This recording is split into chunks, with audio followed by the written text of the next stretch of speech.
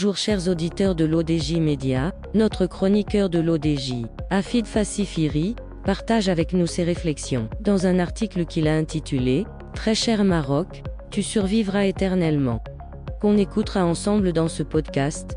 L'auteur entame sa présentation en disant « Seule la solidarité, l'humanité et la fraternité des Marocains sauveront le Maroc.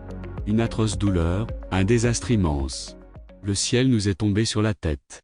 Comment se réveiller suite au choc d'un cauchemar sans précédent, de cette atroce douleur, de ce désastre bouleversant? Face à la tristesse stupéfiante qui les afflige, dans ce deuil national, cette épreuve épouvantable et ce drame d'une ampleur bouleversante, les Marocains ont vite fait de subjuguer cet immense choc, pour se relever la main dans la main.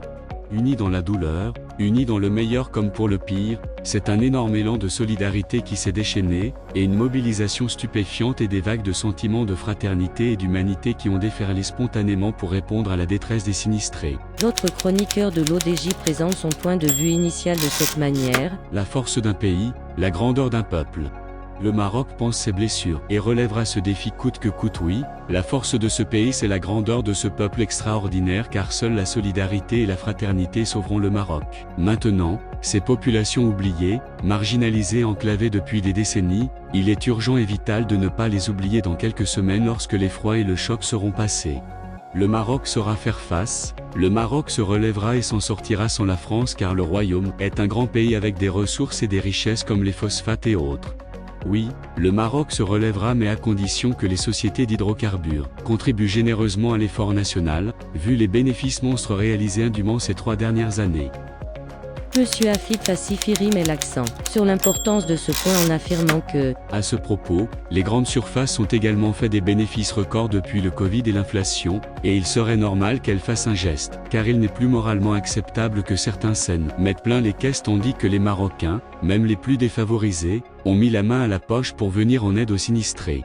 Et ces sinistrés, justement parlons-en, n'ont jamais eu besoin de recensement général du HCP où on leur demande combien ils ont de smartphones. Ils auraient plutôt eu besoin d'une enquête nationale pour voir dans quelles conditions ils survivent et comment sont leurs habitations. Au cours des 50 dernières années, combien de partis politiques ont fait du monde rural un fonds de commerce électoral et un slogan creux, sans que ces populations ne perçoivent aucune amélioration de leur qualité et niveau de vie? Combien de gouvernements et de ministres ont engagé des budgets pour des prétendues stratégies et plans d'action en faveur des zones de montagne, sans que rien de concret n'ait été réalisé faute de contrôle et de responsables qui rendent des comptes? L'auteur précise en affirmant que, à ce sujet, il y a quelques années le fameux débat national et les supposées assises pour l'aménagement du territoire avaient fait la une des médias de longs mois durant, sauf que pour les populations concernées par le séisme, en ce cas d'espèce, aucun aménagement du territoire n'a été effectué dans ces zones sinistrées. Oui, le Maroc se relèvera et la reconstruction prendra son cours mais à condition que les leçons soient retenues notamment en ce qui concerne la question de la responsabilité politique.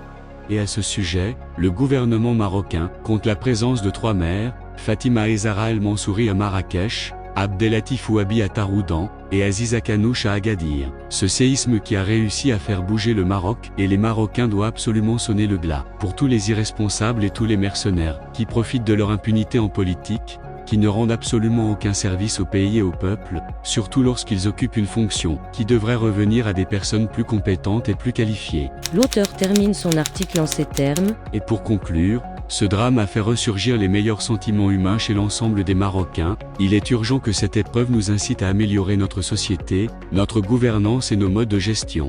Très cher Maroc, tu survivras éternellement, au nom de tous les Marocains, sans exception aucune, au nom de tous les miens. Par Afid Fassifiri.